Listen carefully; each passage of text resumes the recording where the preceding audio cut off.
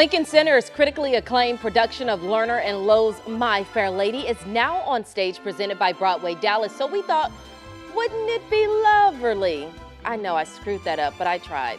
We wanted to talk to a cast member, y'all, who grew up right here and is showing off before his hometown. Let's do that and welcome in Richard Coleman, the pride of Cedar Hill High School. Okay, Richard, how did I do? You did well. You did well. You didn't do that bad. Thank you.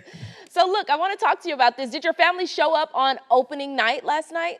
Yeah, my mom and two of my sisters and my niece all were able to come, and my mom is doing like another 3 more visits, so she's gonna get plenty of Loverly herself. I love it. Mama gonna always show up and support. Oh, of course. Let's talk about getting to where you are as a respected opera and musicals performer. You give a lot of credit to your public education at Cedar Hill High. Talk about that.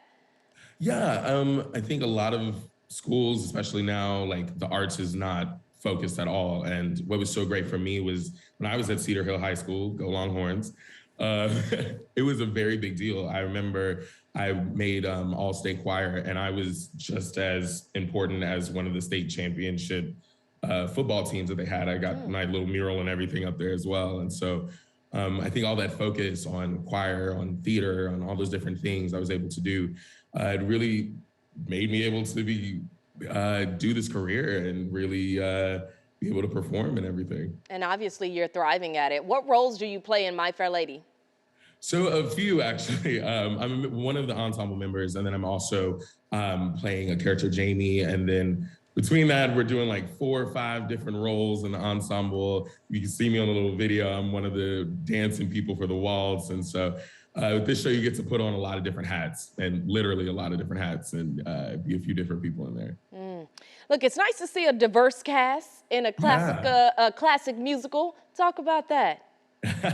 Well, because it doesn't always happen. And I definitely know from my past of doing opera and doing other musicals, it is really nice when you're not the only one in the room and you get to experience these great shows with so many different people. And you can even see from the videos, like our cast is just made up of a myriad of people. And it's been really a fantastic experience, and just getting to wear these costumes, because a lot of times, if you are a minority, if you're doing kind of period stuff, you don't get to wear the nice costumes. And these are know where you're coming Tony from costumes, with it.